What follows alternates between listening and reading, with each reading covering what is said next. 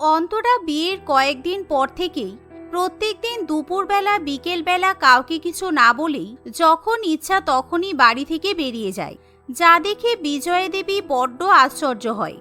এমনই একদিন অন্তরা যখন বাড়ি থেকে বেরোবে, এমন সময় বিজয়া দেবী অন্তরাকে ধরে জিজ্ঞাসা করে, কি ব্যাপার বৌমা, তুমি প্রত্যেকদিন আমাদের না জানিয়ে কোথায় চলে যাচ্ছ? তোমাকে যখন আমি খুঁজতে যাচ্ছি তখনই খুঁজে পাচ্ছি না। আরে তুমি তো এখন আমাদের বাড়ির বউ, তুমি তো আমাদের দায়িত্ব, তুমি কোথাও গেলে আমাদের জানানো উচিত। দেখুন, আমি আপনাদের অত কৈফিয়ত দিতে পারবো না। আমার বাইরে কোথাও দরকার থাকতেই পারে, সবসময় কি আপনাকে বলে যেতে হবে নাকি? আমি আপনার বাড়ির বউ বলে কি আপনি আমার মাথা কিনে নিয়েছেন? বৌদি, তুমি এভাবে কথা বলছো কেন? মা তো ঠিকই বলেছে, আমরা কোথাও গেলে তো বাড়িতে জানিয়েই যাই। তোমারও জানিয়ে যাওয়া উচিত। তুমি হুটহাট করে বেরিয়ে যাচ্ছ, আমাদের কিছু বলছো না, তোমার ব্যাপারটা কি? তোমার স্বভাব কিন্তু খুব একটা ভালো নয়। আমি শুনেছিলাম যার যেমন মন সে সেরকমই সবাইকে ভাবে। আমার মনে হয় তোমারও স্বভাব চরিত্র ভালো নয়, তাই তুমি আমাকে এরকম ভাবছো। যাই হোক, তোমাদের সাথে কথা বলে আমার টাইম ওয়েস্ট করে লাভ নেই। এই বলে অন্তরা বাড়ি থেকে বেরিয়ে যায়। সে প্রায় 2 ঘন্টা বাদে বাড়িতে ফিরে আসে। অন্তরার এরকম ব্যবহারে বিজয়া দেবী এবং তার মেয়ে নীলা অত্যন্ত বিরক্ত হয়ে ওঠে। অন্তরা বাড়িতে থাকলেও সে কখনোই রান্নাবান্না করতে চাইতো না। সারাক্ষণ ফোনে কার সঙ্গে যেন চ্যাট করতেই ব্যস্ত থাকতো। তার উপর প্রায় প্রত্যেক দিনই অন্তরার জন্য কেউ যেন বাড়িতে কোনো না কোনো গিফট পাঠাতো, যা দেখে বিজয়া দেবী এবং তার মেয়ের সন্দেহ আরো বেশি বেড়ে যায়। একদিন অন্তরা ভাত বসিয়ে ভিডিও কলে কার সঙ্গে যেন কথা বলতে শুরু করে। বৌমা, ও বৌমা, তাড়াতাড়ি এখানে এসো, ভাতটা তো পুড়ে গেল। কি হলো? পুরো চালটা তো নষ্ট হয়ে যাচ্ছে। অন্তরা কিছুতেই নিজের জায়গা ছেড়ে উঠতে চায় না, তাই বিজয়া দেবী নিজে রান্নাঘরে গিয়ে গ্যাস ওভেন বন্ধ করে দেয়। কিন্তু বিজয়া দেবী যেহেতু খুব তাড়াতাড়ি হাঁটতে পারে না, তাই গ্যাস ওভেন বন্ধ করতে তার অনেকটা সময় লেগে যায়। সেই জন্য পুরো ভাতটাই একেবারে পুড়ে যায়। তার উপর বিজয়া দেবী অন্তরার ঘরে গিয়ে তাকে সাজগোজ করতে দেখে খুবই রেগে যায়। বৌমা, তোমার কোন দিকে মন থাকে? তোমার জন্য তো পুরো ভাতটাই পুড়ে গেল। এবার আবার নতুন করে ভাত বসাতে হবে। কিছুক্ষণের মধ্যেই অভি বাড়ি চলে আসবে। ছেলেটা অফিস থেকে বাড়ি ফিরে এলে ওকে কি খেতে দেবে একবারও ভেবেছো? অভি বাড়ি ফিরলে ওকে আমি অনলাইনে খাবার অর্ডার করে খাইয়ে দেব। এখন আমাকে বিরক্ত করবেন না। আপনি সবসময় একটা ছুতো খোঁজেন, আমার উপর নজরদারি করেন। আপনার যদি নিজের ছেলের জন্য এতই চিন্তা হয় তাহলে আরেকবার ভাত বসিয়ে দিলেই তো পারেন। এই বলে অন্তরা আবার নিজের ফোন নিয়ে বসে পড়ে। কিন্তু অন্তরার এরকম ব্যবহার বিজয়া দেবী আর কিছুতেই মেনে নিতে পারে না। তাই সে ঠিক করে তার ছেলেকে সমস্ত কিছু জানাবে। সেদিন যখন অভি বাড়িতে ফিরে আসে, দেখ বাবা, আমি তোকে একটা কথা বলছি, তুই খারাপ মনে করিস না। আজকালকার মেয়েদের স্বভাব চরিত্র ভালো নয়। তুই দেখেছিস বৌমা আজকাল কেমন ব্যবহার করছে? সারাক্ষণ ফোনে কার সঙ্গে কথা বলে, চ্যাট করে, সংসারের প্রতি কোনো মন নেই। হ্যাঁ, তার উপর আবার প্রত্যেকদিন বৌদির জন্য কোনো না কোনো পার্সেল আসতেই থাকে। সব টাকা কি তুই দিস? তাছাড়া তুই এত টাকা কোথা থেকে পাবি? প্রত্যেক দিনই তুই কি তোর বউকে নতুন নতুন ড্রেস, জুয়েলারি, গিফট এসব কিনে দিস? আমার তো মনে হয় বৌদির কারোর সঙ্গে অ্যাফেয়ার আছে। সে কি, অন্তরা এসব করে নাকি? তোমরা আমাকে আগে বলনি কেন? দাঁড়াও, আজকে আমি অন্তরাকে জিজ্ঞাসা করব অন্তরা অন্য কারোর সঙ্গে সম্পর্ক রাখছে না তো। আর তোমাদের কথাবার্তা শুনে যা মনে হচ্ছে অন্তরার নিশ্চয়ই অন্য কারোর সঙ্গে অ্যাফেয়ার আছে। যদিও বিয়ের আগে আমি শুনেছিলাম অন্তরা খুবই ভালো মেয়ে ছিল, জানি না ওর আজকাল কি হয়েছে। আসলে অন্তরা খুবই সাদাসিধে এবং বাধ্য মেয়ে ছিল। অন্তরা এবং অভির অ্যারেঞ্জ ম্যারেজ করেই বিয়ে হয়। অন্তরা পাড়াতেও সেভাবে বাড়ি থেকে কোথাও বেরোতো না, সবার সঙ্গে ভালো ব্যবহার করত। তাই অন্তরাকে সবাই ভালো মেয়ে হিসেবেই চিনত। তাই অন্তরার নামে নিজের মা এবং বোনের কাছ থেকে বাজে কথা শোনার পর অভির বিশ্বাস করতে একটু কষ্ট হয়। অন্তরা, তুমি অন্য কারোর সঙ্গে অ্যাফেয়ারে জড়িত? তোমার যদি আমাকে পছন্দই ছিল না, তুমি তো আমাকে আগেই বলে ফেলতে পারতে। অ্যাফেয়ার করার কি দরকার ছিল? শুধু শুধু আমাকে বিয়ে করে কেন আমার জীবনটা নষ্ট করতে গেলে? আমি তো তোমাকে ধরে বেঁধে বিয়ে করিনি, তোমার অনুমতি নিয়ে অ্যারেঞ্জ ম্যারেজ করা হয়েছে। না না, তুমি আমাকে ভুল ভাবছো। আসলে ইনস্টাগ্রামে আর ইউটিউবে আমি একটা চ্যানেল খুলেছি, বিউটি অ্যান্ড লাইফস্টাইল। সেখান থেকে আমার পিআর প্যাকেজেস আসে। আর আমাকে কুরিয়ার নিয়ে যেতে হয়। তারপর কোলাবোরেশনের জন্য একটা দুটো ইউটিউবারের সঙ্গে দেখাও করতে যেতে হয়। কিন্তু তুমি এত তাড়াতাড়ি ইউটিউবে ফেমাস হলে কি করে? তুমি ব্র্যান্ড প্রমোশন পাচ্ছ, আবার এতগুলো পিআর প্যাকেজেসও পাচ্ছ। এত তাড়াতাড়ি তো আমি কোনোদিনও কাউকে ফেমাস হতে দেখিনি। দেখেছো, তোমার বাড়ির লোকেরা শুধু আমাকে সন্দেহ চোখেই দেখে। আমি এত কষ্ট করে ইউটিউবে একটা চ্যানেল বিল্ড করছি, আর তোমার বাড়ির লোকেরা শুধু আমাকে মিথ্যা অপবাদ দিচ্ছে। অভি, তুমি তো আমাকে বলেছিলে আমি বিয়ের পর যা ইচ্ছে তাই করতে পারি, তাই তো আমি একটা ইউটিউব চ্যানেল দাঁড় করাতে চাই। ও আচ্ছা, তুমি ইনফ্লুয়েন্সার হতে চাও, সেটা তো আগেই বলতে পারতে। আমি ভাবলাম কি না কি। আর তুমি এই কথাটা আমার মাকে বা বোনকে তো ভালো মতোই বোঝাতে পারতে, ওরা কি না কিভাবে বসে আছে। এভাবেই সেদিন ব্যাপারটা তখনকার মতো মিটে যায়। কিন্তু একদিন রাত্রিবেলা নীলা ঘুম থেকে উঠে বাথরুমে যাওয়ার সময় অন্ধকারের মধ্যে অন্তরাকে একা একা সিঁড়িতে দাঁড়িয়ে থাকতে দেখে, যা দেখে নীলার খুব সন্দেহ হয়। কি ব্যাপার, বৌদি এত রাতে সিঁড়ি দিয়ে উপরে উঠছে কেন? না না, ব্যাপারটা দেখতে হবে। আমি ঠিক ধরেছিলাম বৌদির নিশ্চয়ই অন্য কারোর সাথে সম্পর্ক আছে, তাই তো এত রাতে চুপি চুপি সিঁড়ি দিয়ে উপরে উঠে যাচ্ছে। এই মনে করে নীলা অন্তরার পিছু নেয়। নীলা অন্তরাকে কারো সঙ্গে যেন ফোনে কথা বলতে শোনে। যাক, ভাগ্যিস তুমি এই রাত্রিবেলা দেখা করতে এলে, না হলে তো আজকে আমি ধরাই পড়ে যেতাম। আজকাল আমার বাড়িতে সবাই আমাকে খুব সন্দেহ করছে। আমি খুব ভয়ে আছি, টেনশনে আছি। যদি আমাকে কেউ ধরে ফেলে তাহলে কি হবে? আরে কিচ্ছু হবে না, তুমি নিচে এসো। আমি নিচে বাইক নিয়ে দাঁড়িয়ে আছি, তুমি আমার সঙ্গে চলে এসো। চলো আমরা দুজন পালিয়ে যাই। আমি আর কিছুতেই তোমাকে এই বাড়িতে দেখতে পাচ্ছি না। তুমি আমার বাড়িতে আমার বউ হয়ে থাকবে, বুঝেছো? মানে আমার তো এখনো ব্যাগ গোছানো হয়নি। তাছাড়া আমার বর অফিসের কাজকর্ম করছে। আমি বাথরুমে যাব বলে লুকিয়ে লুকিয়ে তোমার সঙ্গে দেখা করতে এলাম। আজকে তো আমি তোমার সাথে পালাতে পারবো না। অন্তরার কথা নীলা সমস্ত কিছু শুনতে পায়। এতে করে নীলা খুব ভালো মতোই বুঝতে পারে অন্তরা তার বয়ফ্রেন্ডের সঙ্গে পালানোর চেষ্টা করছে। কিন্তু নীলার কাছে যেহেতু উপযুক্ত কোনো প্রমাণ থাকে না, তাই নীলা তখনকার মতো চুপ করে থাকে। তবে নীলা সুযোগের অপেক্ষা করতে থাকে অন্তরাকে হাতে নাতে ধরার জন্য। কিছুক্ষণ পর অন্তরা শুভর সঙ্গে গল্প করে আবার নিচে নেমে আসে। পরের দিন অন্তরা সেজে গুজে বাইরে বেরোয়। নীলাও অন্তরার পিছু নেয়।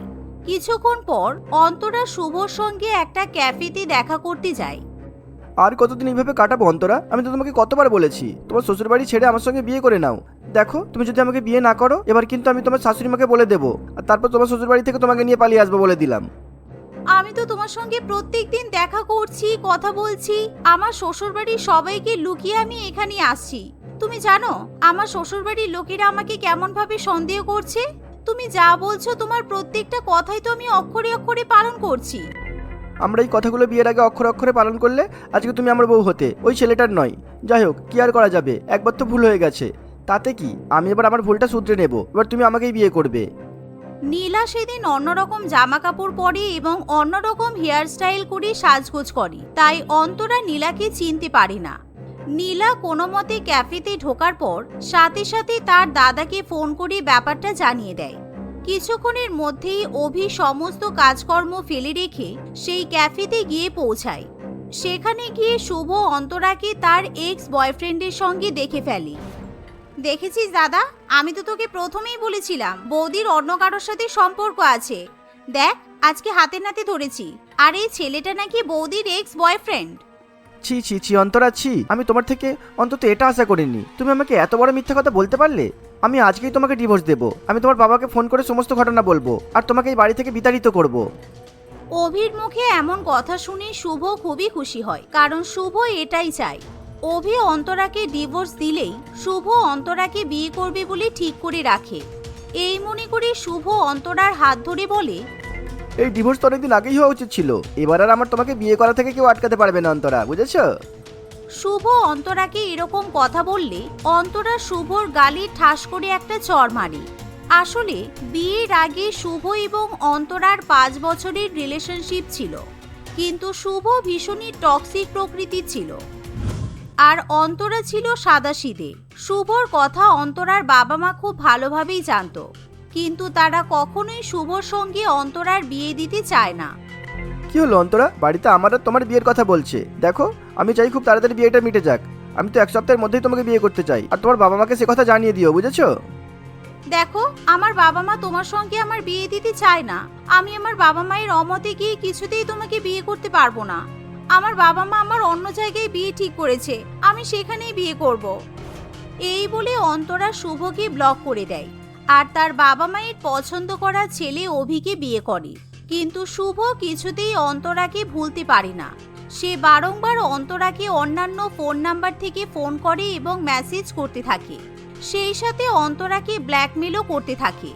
শুভ বারে বারে অন্তরাকে বলে অন্তরা যদি তার সঙ্গে কথা না বলে কিংবা দেখা করতে না যায়, তাহলে সে অন্তরা এবং শুভর সমস্ত ছবি অভিকে পাঠিয়ে দেবে। অভি যদি আমার আর শুভর পুরানো ছবিগুলো দেখে ফেলে, তাহলে আমাকে খুব খারাপ নিয়ে ভাববে আর ও আমাকে ডিভোর্স দিয়ে দেবে। অভি আমাকে আগেও জিজ্ঞাসা করেছিল আমার কারোর সঙ্গে রিলেশন ছিল কিনা। আমি অভিকে মিথ্যা কথা বলেছি। না না, এখন আমার সংসারটা বাঁচাতে গেলে আমাকে যদি শুভর সঙ্গে দেখা করতে যেতে হয়, আমি তাই যাব। এভাবে অন্তরা শুভর ব্ল্যাকমেলিং এর শিকার হয়ে পড়ে। অন্তরা মাঝে মধ্যেই শুভর সঙ্গে দেখা করতে থাকে, কিন্তু আজকে ধরা পড়ে যাওয়ার পর অন্তরা ভীষণই কান্নাকাটি করতে করতে অভিকে সমস্ত সত্যি কথা জানায়। তুমি বিশ্বাস করো অভি, আমি আমার সংসারটা বাঁচানোর জন্যই এই কাজ করেছি। আমি ভয় পেয়েছিলাম তুমি যদি আমার 5 বছরের সম্পর্কের কথা শুনে আমাকে ডিভোর্স দিয়ে দাও। আমার বাবা মা সমস্ত কিছু খুব ভালো করেই জানে। শুভ খুব খারাপ ছেলে, তাই শুভর সঙ্গে ওনারা আমার বিয়ে দেয়নি। কিন্তু আমার বিয়ের পর থেকে শুভ আমাকে বারবার ব্ল্যাকমেল করেছে। তুমি আমাকে ক্ষমা করে দাও অভি। সমস্ত কিছু শোনার পর অভি অন্তরার পাশে দাঁড়ায়। দেখো অন্তরা, তোমার আমাকে সবকিছু সত্যি কথা বলা উচিত ছিল। তোমার এক্স বয়ফ্রেন্ড ছিল, তুমি তো আমাকে আগে বলতে পারতে। আমি তোমাকে কিছুই বলতাম না। এইটুকু কারণের জন্য আমি তোমাকে ডিভোর্স দেবো কেন? প্রত্যেকটা মানুষেরই আজকাল বিয়ের আগে সম্পর্ক থাকে, যেটা মানা যায়। তবে সেই সম্পর্কটা বিয়ের পরে না হলেই হলো, বুঝেছো? এই বলে অভি অন্তরাকে ক্ষমা করে দেয়। কিন্তু যা দেখে শুভর মনে মনে খুবই রাগ হয়। দাদা, বৌদিকে ব্ল্যাকমেল করার জন্য এই ছেলেটাকে আগে পুলিশে দেওয়া উচিত, না হলে এই ছেলেটা আবার বৌদিকে বিরক্ত করতে আসবে। এই শুনে অভি তখনই পুলিশে ফোন করে। পুলিশ এসে শুভকে ধরে নিয়ে চলে যায়, তাকে বেধড়ক মারধর করে এবং তাকে দিয়ে লিখিয়ে নেয় যে সে ভবিষ্যতে আর কখনো এরকম কাজ করবে না। তারপর থেকে শুভ আর কখনো অন্তরাকে বিরক্ত করতে পারে না।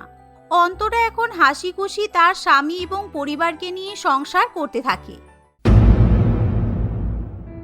টিকিয়াপাড়া রেলওয়ে স্টেশনে 10 বছরের মেয়ে গুড্ডি বহুদিন ধরে তার ছোট ভাই পাপ্পুকে নিয়ে বিভিন্ন রকমের লজেন্স বিক্রি করে আসছে।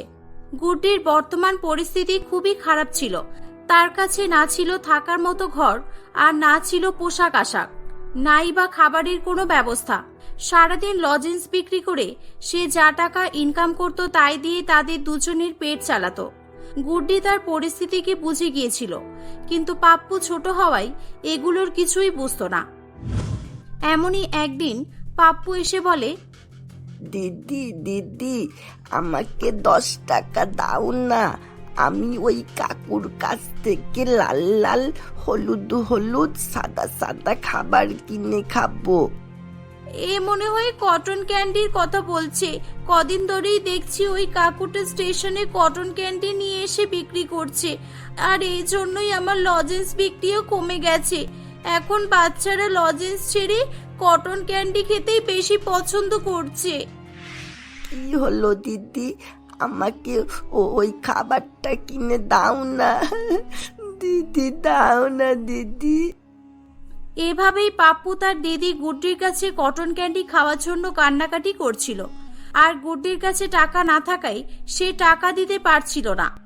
সময়ের সঙ্গে সঙ্গে পাপ্পুর কান্না বেড়েই চলেছিল। পাপ্পুকে খুব কান্নাকাটি করতে দেখে স্টেশনে বসে থাকা একটি মেয়ে বলে, কি হলোটা কি? বাচ্চাটাকে একটা লজেন্স দিয়ে চুপ করানো যায় না? সারাদিন এত লজেন্স বিক্রি করছিস, এখন স্টেশনে বসে থাকতেও ইচ্ছা করে না। হয় কোনো ভিখারি এসে টাকা চাইবে, আর না হলে কানের কাছে এসে কান্নাকাটি করবে। যত সব। না কাকি, এই লজেন্স খাওয়ার জন্য কাঁদছে না তো, এই কটন ক্যান্ডি খাওয়ার জন্য কাঁদছে। আর আমার কাছে কোনো টাকা নেই যে আমি ওকে কটন ক্যান্ডি কিনে দেব।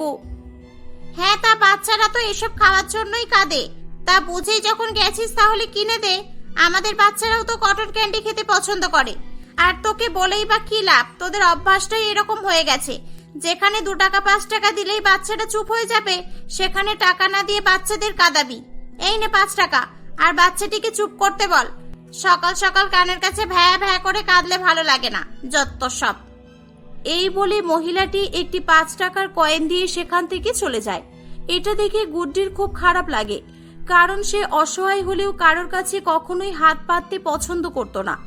তাই সে বয়সে ছোট হলেও ব্যবসার মাধ্যমে মাথা উঁচু করে বাঁচারই সিদ্ধান্ত নিয়েছিল। কিন্তু যেদিন থেকে স্টেশনে রামলাল বাবু কটন ক্যান্ডি বিক্রি করতে শুরু করেছিল, সেদিন থেকেই গুড্ডির ব্যবসায় মন্দা দেখা দিয়েছিল। গুড্ডি মহিলাটির দেওয়া 5 টাকা নিয়ে রামলাল বাবুর কাছে কটন ক্যান্ডি কিনতে যায়। সে 5 টাকা দিয়ে 1 প্যাকেট কটন ক্যান্ডি কিনে পাপ্পুকে দিলে সেদিনের মতো পাপ্পু চুপ হয়ে যায়। পরের দিন, হে ঈশ্বর, আজ যেন ওই কটন ক্যান্ডিওয়ালা না আসে, আর এলেও ভাই যেন দেখতে না পাই, তাহলে আবারও খাবার জন্য বায়না করবে। কালকে তো যেমন তেমন করে কটন ক্যান্ডি পেয়ে চুপ করেছিল। গুড্ডি এভাবেই মনে মনে চিন্তা করছিল। ঠিক তখনই কটন ক্যান্ডি বলে হাঁকতে হাঁকতে রামলাল বাবু সেখানে এসে উপস্থিত হয়। পাপ্পু আবারও রামলাল বাবুর কটন ক্যান্ডি দেখে খাওয়ার জন্য বায়না করে। তখন, আমি কিভাবে কিনে দেব বল? সকাল থেকে একটাও লজেন্স বিক্রি হয়নি। আজকে আমাদের খাওয়া কিভাবে হবে সেই চিন্তায় আমি ডুবে যাচ্ছি, আর তুই কটন ক্যান্ডি করছিস। আজ আমি তোকে কটন ক্যান্ডি কিনে দিতে পারবো না, যা এখান থেকে। আমি কিছু জানি না, আমাকে কিনে দিতেই হবে। যদি কিনে দিতে না পারো তাহলে আমাকে মায়ের কাছে নিয়ে চলো, আমি আমার মায়ের কাছে যাব। তুমি ভালো না দিদি, তুমি খুব খারাপ, আমি মায়ের কাছে যাব। এতক্ষণ পর্যন্ত সব ঠিকঠাকই ছিল, কিন্তু বাবা মায়ের কথা শুনতেই গুড্ডির চোখ দিয়ে জল বেরিয়ে আসে। আসলে সে নিজেও জানতো না যে কেই বা তার বাবা মা আর তারা কোথায় আছে। লোকের মুখে সে শুনে এসেছে তারা যখন খুব ছোট ছিল তাদের নাকি কেউ টিকিয়াপাড়া স্টেশনে এসে ছেড়ে দিয়ে চলে গিয়েছিল। গুড্ডি তার চোখে জল মুছে বলে, তুই কাঁদিস না ভাই, আমার সঙ্গে চল, আমি তোকে কটন ক্যান্ডি দিচ্ছি। আর কখনোই বাবা মায়ের কথা বলবি না, ঠিক আছে? আমাদের বাবা মা কেউ নেই, আমরা অনাথ। দিদি, অনাথ মানে কি? সকলেরই তো মা বাবা আছে, আমাদের নেই কেন? হ্যাঁ, তাহলে আমাদের বাবা মা কি কখনোই আসবে না? বলো না দিদি। পাপ্পুর এই প্রশ্নের উত্তর গুড্ডির কাছে ছিল না, কারণ সে নিজেও বাবা মায়ের জন্য কষ্ট পেত। গুড্ডি তার ভাইকে নিয়ে রামলাল বাবুর কাছে যায় এবং বলে, এই যে কাকা, আপনি আমার ভাইকে একটা কটন ক্যান্ডি দেবেন? আমি কালকেই টাকা দিয়ে দেব, আজকে আমার কাছে টাকা নেই। কি ধারে কটন ক্যান্ডি? এটা কি মুদিখানার দোকান নাকি যে আমি তোকে ধারে মাল দেব? টাকা থাকলে নাও, আর নয়তো এখান থেকে ফটো। ভারী আমার খরিদ্দার এসেছে রে, এমনি সকলকে দিয়ে হাত থামাতে পারছি না, তার উপর ধারে। চল যা এখান থেকে। রামলাল বাবু ঠিকই বলছিল, সত্যি সত্যি তার কটন ক্যান্ডি প্রচুর পরিমাণে বিক্রি হতো। বাচ্চা থেকে শুরু করে সকলেই কটন ক্যান্ডি খেতে পছন্দ করত।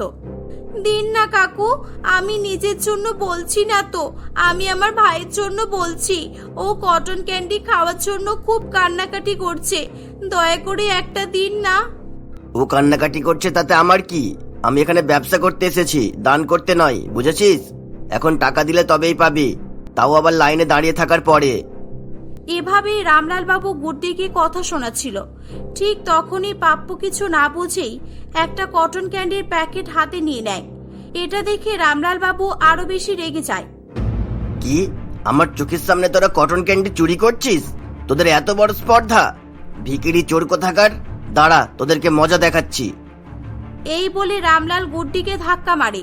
ধাক্কা মারার ফলে গুড্ডি মাটিতে পড়ে যায়। তাকে দেখে তার ছোট ভাই পাপ্পুও খুব কান্নাকাটি করতে থাকে। মণিমালা নামে একজন মহিলা ওখানে দাঁড়িয়ে দাঁড়িয়ে সমস্ত কিছুই দেখছিল। বাচ্চাদের সঙ্গে রামলালের এরকম ব্যবহার দেখে সে খুব রেগে যায়। আরে দাদা, আপনি তো ভারী বদমাইশ, একটা বাচ্চা মেয়েকে এভাবে মারধর করছেন। এ বাবা, ফেলে দিয়ে মাথাটা তো ফাটিয়েই দিলেন, এরকম করতে আপনার লজ্জা করলো না? কেন, লজ্জা লাগার আবার কি আছে? আমাকে বিরক্ত করছিল, আমার দোকানে চুরি করছিল, তাই আমি এরকম করেছি। আপনার বাড়িতে যদি কেউ চুরি করে তাহলে আশা করি আপনিও এরকমই করতেন। আর হ্যাঁ, যদি আপনার এতই মায়া হয়ে থাকে তাহলে আপনি এই অনাথদেরকে বাড়ি নিয়ে যান না, আর ভালো করে এদের খাতির যত্ন করুন। বেশি না বকে এখান থেকে যান, সময় নষ্ট করবেন না। যত সব দরদি এসে গেছে। এটা শোনার পর মণিমালা আর কিছু বলে না। সে গুড্ডিকে সেখান থেকে নিয়ে একটি পাশের হোটেলে যায় এবং তাদেরকে খাবার কিনে দিলে গুড্ডি বলে, না কাকিমা, আমার ভাই ভাত খাওয়ার জন্য কাঁদছিল না, ও কটন ক্যান্ডি খাওয়ার জন্য কাঁদছিল। আর সকাল সকাল আমার কাছে টাকা ছিল না, তাই আমি কটন ক্যান্ডিওয়ালাকে বাকিতে কটন ক্যান্ডি দিতে বলেছিলাম। আমরা ভিক্ষুক নই কাকি, আমাদের লজেন্স বিক্রি করে যে টাকা হয় ঈশ্বর আমাদের পেট চালিয়ে দেয়। এখন এই খাবার দিয়ে আমাদেরকে অপমান করবেন না। এই বয়সে গুড্ডির মুখে এমন কথা এবং তার আত্মসম্মান বোধ দেখে মণিমালা খুবই খুশি হয়। মণিমালা তাকে সাহায্য স্বরূপ একটি কটন ক্যান্ডির ঠেলা এবং তাতে কটন ক্যান্ডি তৈরি করার প্রয়োজনীয় জিনিসপত্র কিনে দেয়। এটা দেখে গুড্ডি খুবই খুশি হয়। সে মণিমালা দেবীকে অনেক অনেক ধন্যবাদ জানায়। পরের দিন, এই নে ভাই আমাদের নিজের তৈরি কটন ক্যান্ডি। আজকের পর থেকে আর কোনোদিনও তোকে কটন ক্যান্ডি খাওয়ার জন্য কাঁদতে হবে না। তো যখনই কটন ক্যান্ডি খাওয়ার ইচ্ছা হবে তুই আমার কাছে এসে বলবি, কেমন? দিদি, তুমি ঠিক বলছো। আমি সত্যি সত্যি প্রতিদিন কটন ক্যান্ডি খেতে পারবো। আমার তো খুব আনন্দ লাগছে। হ্যাঁ রে ভাই, আনন্দ তো আমারও হচ্ছে। আর মনে হচ্ছে ওই কাকির কাছে গিয়ে ওনার পা দুটো জড়িয়ে ধরে ধন্যবাদ জানাই। আচ্ছা ঠিক আছে, এবার খেলতে যা তুই, আমাকে বিক্রি করতে দে এই কটন ক্যান্ডি, কটন ক্যান্ডি। গুড্ডি এভাবেই তার ভাইকে খেলতে পাঠিয়ে দিয়ে কটন ক্যান্ডি বলে হাঁকতে শুরু করে। তার হাঁকার আওয়াজ শুনে সকলেই তার কাছে এসে কটন ক্যান্ডি কিনে খেতে থাকে। এভাবেই বেশ কয়েকদিন চলতে থাকে। ধীরে ধীরে লোকজনের কাছে তার কটন ক্যান্ডি প্রিয় হয়ে ওঠে। এর ফলে তার অনেক লাভও হতো। কয়েক মাসের মধ্যেই সে একটি বাড়ি ভাড়া নিয়ে থাকতে শুরু করে। সে প্রথম থেকেই সকলের সঙ্গে ভালো ব্যবহার করত এবং তার অল্প বয়স হওয়ায় সকলে তাকে পছন্দ করত। কেউ কেউ তার ভিডিও বানিয়ে সোশ্যাল মিডিয়াতে আপলোড করত। এমনই একদিন তার কটন ক্যান্ডি বিক্রির ভিডিও সোশ্যাল মিডিয়াতে ভাইরাল হয়ে যায়। হ্যাঁ, আপনারা ঠিকই দেখছেন, একটা 10 বছরের মেয়ের কটন ক্যান্ডি বিক্রি করার ঘটনা, যেখানে 10 বছরের গুড্ডিকে তার ছোট্ট ভাইয়ের সঙ্গে ভিক্ষুক নয় বরং বিজনেস করতে দেখা যাচ্ছে, আর যেটাকে দেখে সকলেই হতবাক হয়ে যাচ্ছে। আমরা সরাসরি আপনাদেরকে তার মুখের কথাই শোনাবো। তাহলে গুড্ডি, বলো তোমার মাথায় এরকম বুদ্ধি এলো কিভাবে? আমি প্রথমেই আমার মা সমান কাকিমাকে ধন্যবাদ জানাতে চাইবো। আমি জানি না কাকিমা কোথায় আছে, তবে আজকে আমি যতটা সফলতা পেয়েছি সবটাই মণিমালা কাকির জন্য। আমার বাবা মাকে তো আমি কখনোই দেখিনি। দেখনি মানে? তাহলে কি তোমরা অনাথ? আর তোমার মণিমালা কাকিমাটাকে, তার ভূমিকাটাই বা কি? আমাদেরকে একটু খুলে বলো মা। রিপোর্টারটি এভাবেই বিভিন্ন প্রশ্ন করছিল। ঠিক তখনই সেখানে সুরেশ নামের একটি লোক এসে বলে, আমি বলছি, আমি সেই হতভাগা বাবা যে কিনা নেশার ঘরে অনেকদিন আগে আমার ছেলে মেয়েকে হারিয়ে ফেলেছিলাম। আর মা গুড্ডি, মণিমালা তোর কাকিমা নয়, তোর নিজের মা। তোদেরকে টিভিতে দেখে আমার এই টিকিয়াপাড়া স্টেশনের কথা মনে পড়ে যায়, আর তাই আমি এখানে ছুটে এসেছি। আমাকে ক্ষমা করে দে তোরা, আমি আর তোদেরকে কোনোদিনও ছেড়ে যাব না। আয় মা, আমার কাছে আয়। এভাবেই সুরেশবাবু তাদেরকে ঘটনা বলতে থাকে। আসলে অনেক বছর আগে সেই নেশাগ্রস্ত অবস্থায় সত্যি সত্যি এই স্টেশনে তার ছেলে মেয়েকে হারিয়ে ফেলেছিল। মণিমালাও সেখানে আসে এবং গুড্ডি ও পাপ্পু তার ছেলে মেয়ে জেনে সে খুব খুশি হয়। তারা তাদের ছেলে মেয়েকে নিজেদের বাড়িতে নিয়ে চলে যায়। গুড্ডি তার বাবা মাকে ফিরে পেয়ে খুবই খুশি হয় এবং তারা হাসি খুশি দিন কাটাতে থাকে।